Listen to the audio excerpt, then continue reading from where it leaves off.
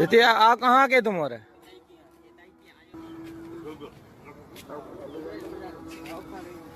अरे क्या कर रहा हो यार? नाम क्या है तुम्हारे पापा? समीम।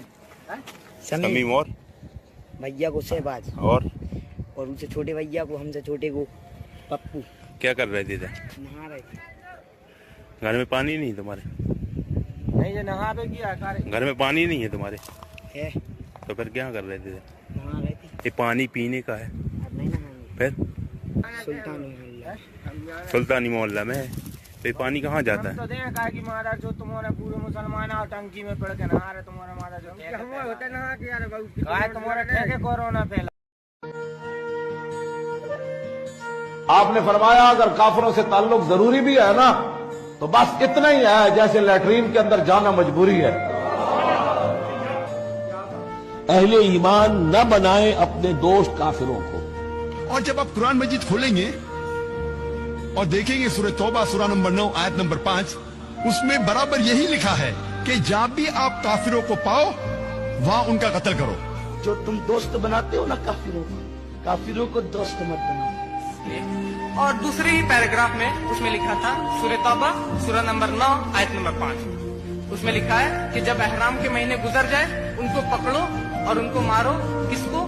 मुश्रिक, मतलब गैर मुस्लिम को जहां भी पाओ उनको कत्ल करो। इसी चीज के काफिरों से दोस्ती और मोहब्बत नहीं होंगी, वैसी दोस्ती और मोहब्बत और उल्फत जो मोमिनों से होना चाहिए।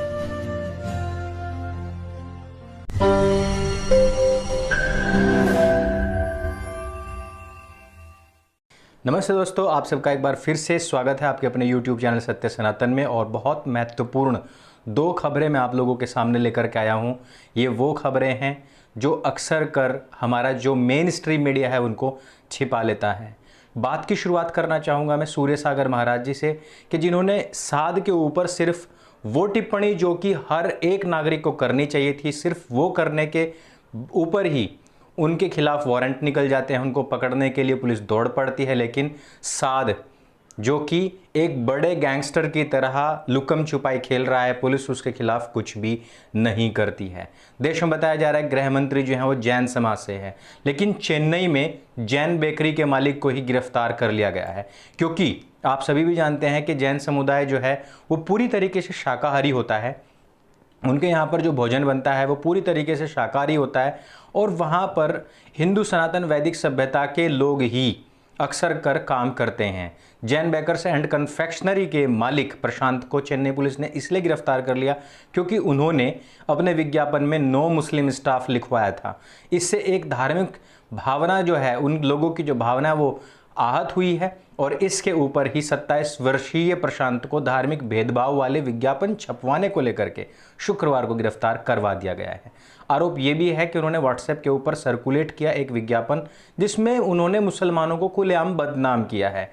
अब बात यह है, दरअसल वास्तविकता यह है कि उसके ऊपर लिखा हुआ था made by Jains on order no Muslim staff. और इसका रीज़न ये होता है क्योंकि जो जैन लोग होते हैं वो नहीं चाहते हैं, उनकी अपनी एक मर्यादा है भोजन की, उनके जितने सख्त नियम है भोजन को लेकर के उतने शायद ही किसी के हों।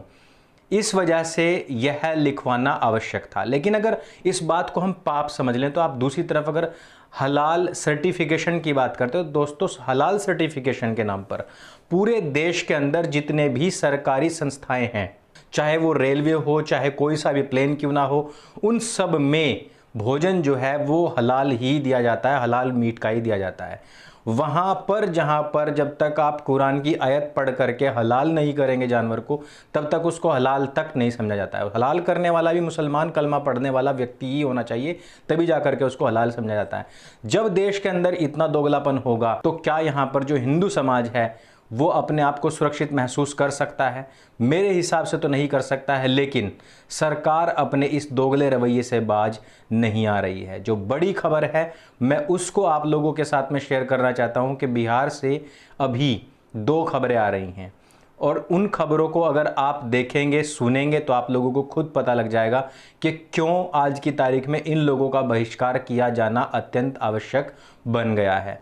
पहाड़पुर जो पूर्वी चंपारण है, उस क्षेत्र के प्रखंड के परसौनी पंचायत अंतर्गत भाजा छापर गांव के वार्ड नंबर 9 में जल नल की टंकी में जहर डालकर आने वाला युवक, जिसको कि वहां पर स्थित महिलाओं ने गिरफ्तार करवाया है, उसको पकड़ लिया गया है।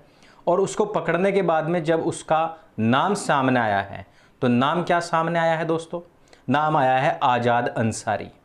और उसको पकड़ा जब गया है तो उसने कहाँ के लोगों की पानी की टंकी में जहर मिलाने का प्रयास किया?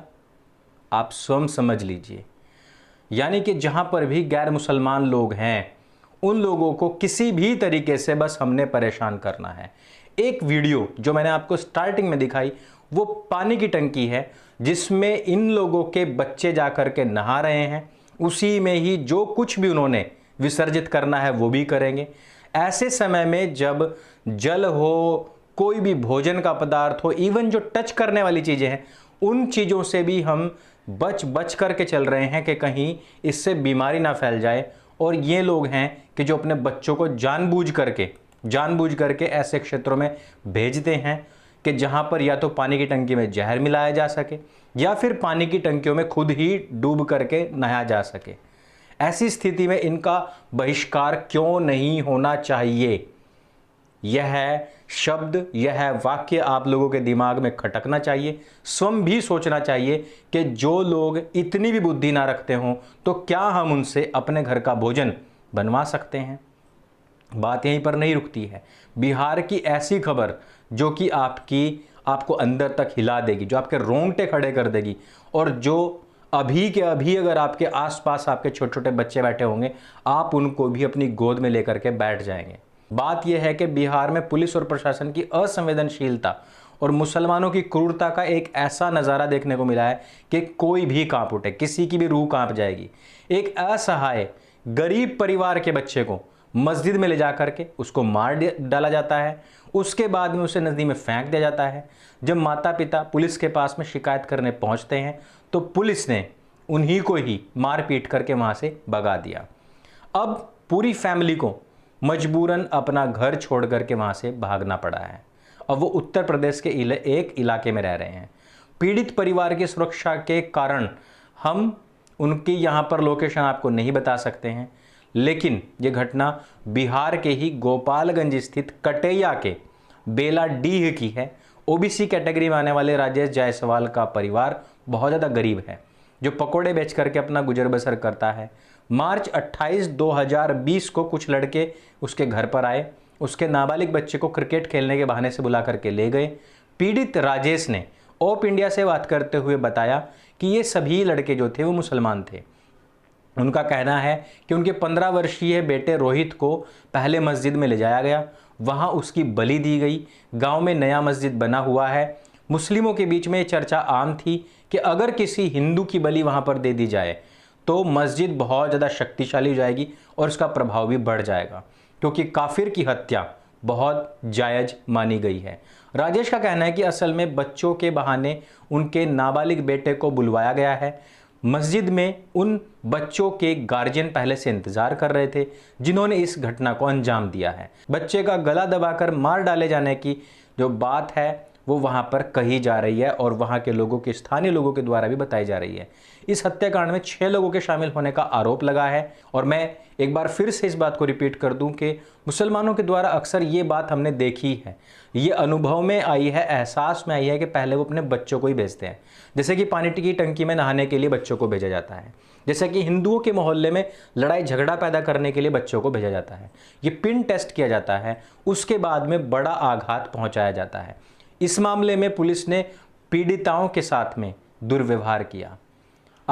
मैं एक पिन कमेंट में आर्टिकल दे रहा हूं आपको ओप इंडिया का, उसमें वो वीडियोस भी हैं जो इन लोगों ने पुलिस वालों का बनाया, जिसमें पुलिस वाले ही इन लोगों को गाली गलौज कर रहे हैं।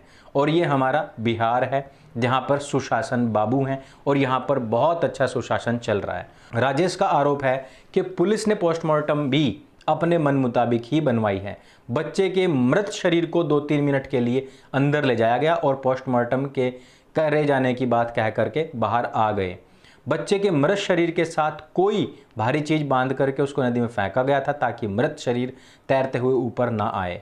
बावजूद इसके पुलिस राजेश से कहती रही कि वो बच्चे की दुर्घटना से होने वाली मौत को कबूल कर ले, यानी कि उन राजेश के ऊपर इस बात का दबाव भी बनाया गया। पुलिस लगातार इस मामले को दबा रही है और वहाँ के जो स्थानीय लोग हैं और ख़ास तौर पर पुलिस, वो उनके ऊपर गांव छोड़ने का दबाव बनाते रहे। और अक्सर कर हिंदुओं के साथ में यही होता है कि जब एक पहली चीज़ तो ये होती है कि उनका 1-2 बच्चा होता है, वो 1-2 बच्चा ही इस प्रकार से भेंट चढ़ जाता है। फिर उसके बाद में उनके लिए गांव में कुछ रहता नहीं है, उसके बाद उनको गांव का अपना पैतृक घर छोड़ करके भागना होता है। फिर उस घर के ऊपर कोई ना कोई अधिकार कर लेता है, कब्जा जमा लेता है, और फिर धीरे धीरे करके एक को, यानी कि जो पिछले दिनों राजेश को सलाह दे रहे थे, कोई थर्ड पर्सन उनको भी सलाह देगा कि अब तुम गांव छोड़ करके चले जाओ। और ये इसी तरीके का जो चेन है पूरा का पूरा, वो बदस्तूर जारी रहेगा। देश के अंदर इस तरीके की बहुत सारी घटनाएं होती रहती हैं, अक्सर होती रहती हैं, क्योंकि जो हिंदू है वो भी अपनी आदत से मजबूर है। वो भी गधे की तरह है कि जब तक 2 लठ ना लग जाए तब तक उसको रास्ता ही दिखाई नहीं देता है। ऐसा हमें लगने लग गया है।